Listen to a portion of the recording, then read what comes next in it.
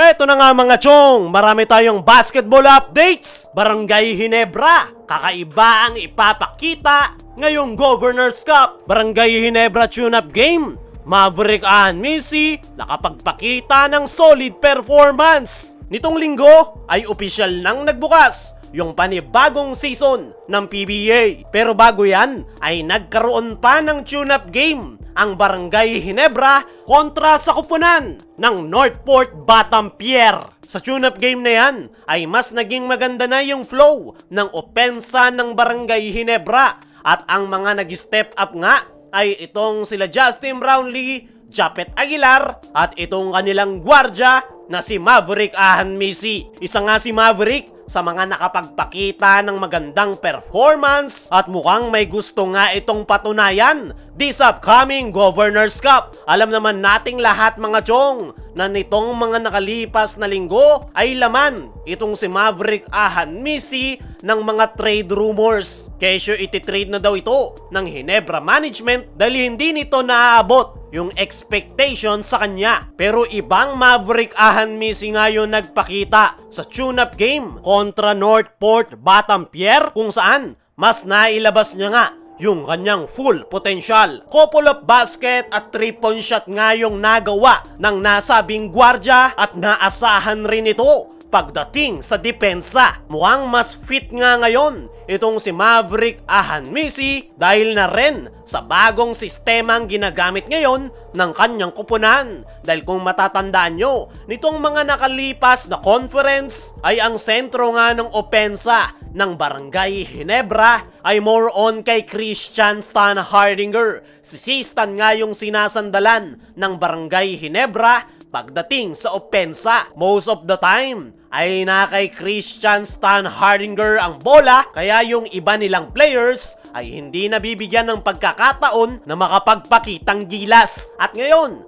nawala na si Christian Stan Hardinger sa kanilang kupunan, ay mas nagkaroon nga ngayon ng opportunity yung ibang mga players na mag-step up gaya na lang nitong si Maverick Missy. Napakaganda nga ng kanyang ipinakitang performance sa kanilang tune-up game kontra Northport Batampier. Mas naging active nga off the ball itong si Maverick. Ilang cut to the basket nga ang kanyang nagawa. Actually, hindi lang si Maverick Missy ang nakapagpakita ng magandang performance. Nandyan rin sila Scotty Thompson at RJ Abarrientos. Pero sa specific tune-up game nga na yan ng Ginebra kontra San Miguel Beermen ay solid performance talaga yung ipinakita nitong si Maverick Missy. Panigurado, gustong patunayan nitong si Maverick Missy na deserve niya yung kontrata at spot sa Barangay Ginebra lineup. Mahusay naman talaga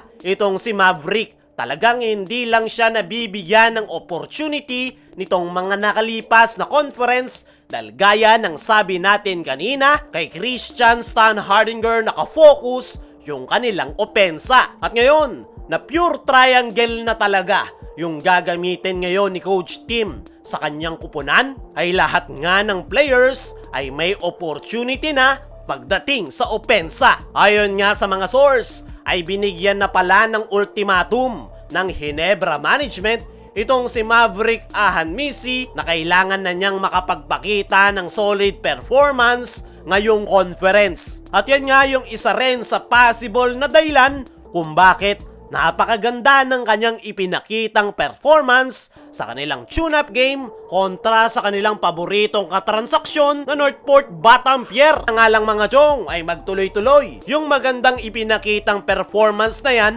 ni Maverick dahil hindi nga madali yung kanilang pagdadaanan this Governors Cup. Speaking of Governors Cup, kakaibang Barangay Ginebra ang ating makikita ngayong conference. Nitong mga nakalipas nga na araw mga chong ay sunod-sunod yung mga naging tune-up game ng Barangay Ginebra. Una kontra Blackwater Bossing, sinunda ng TNT Tropang Giga at Northport Batampier. At meron ngang kapansin-pansin sa sistemang ginagamit ng Barangay Ginebra, which is nakafocus sila ngayon sa perimeter to 3-point area. Alam naman nating lahat mga chong na isa ang Barangay Ginebra sa mga koponan na mababa ang porsyento pagdating sa 3-point area. At mukhang dyan nga nag-focus ang Barangay Ginebra. Patunay na lang yung kanilang pagre-rebuild ng kanilang lineup. Lahat nga ng mga bagong players ngayon ni Coach Tim Cone